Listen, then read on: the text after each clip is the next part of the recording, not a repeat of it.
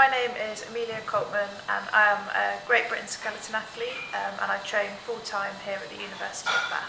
Skeleton is a Winter Olympic sport where we lay headfirst on a sled and we travel up to about 80-90 miles an hour. My goals are to win a gold medal at the 2026 Olympics. I would also like to make the 2022 Olympics. My training involves a lot of physical conditioning, so we train Monday, Tuesday, Thursday, Friday, Saturday, so we have Wednesday and Sunday off. That comprises of loads of gym work, sprinting, pushing, which is where we push the sled as quickly as possible, mimicking the start of the sport. Lots of core work, we train our necks because they have to be strong. And then psychologically, we can work with a psychologist around all the things like anxiety and fear that you might experience at the top of the track. The injury that I picked up was through training. It was medial tibial stress syndrome of my left shin. So I was sort of complaining of the typical shin splint pain, and it was really hurting when I was running. And then we tried loads of different techniques, taping, acupuncture, icing, but I got sent for an MRI scan, and that came back as bone stress. So it was really important, obviously that didn't progress then to a stress fracture.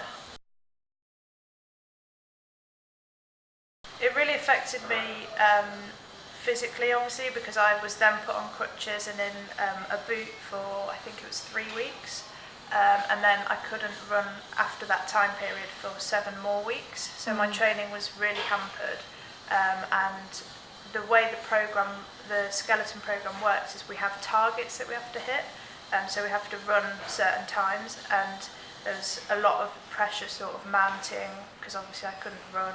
So there was the psychological side of dealing with that, and seeing all my teammates training and me walking around in a boot was really difficult as well.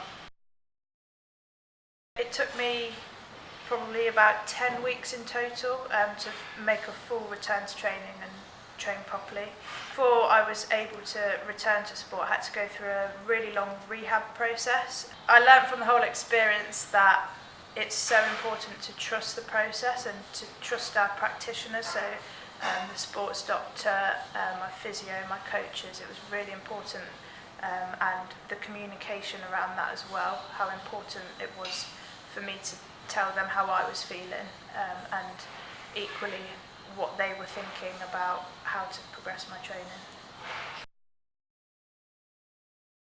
The advice that I would give to training doctors is really to communicate with the athlete or the client around exactly the processes, to make them clear in advance, sort of managing the expectation, because I found one of the hardest parts was being told that I was going to be okay in a shorter period of time, when actually it took a lot longer than initially said. So sort of clarity around that, and obviously coming up with the best process to treat the injury. I think to help the athlete return successfully, it's really important that the doctor and the physio are engaged in the rehab, and obviously the athlete as well, and just making sure everything's ticked off, everything's covered. We're not being lazy with the exercises, and just making sure everything's done right.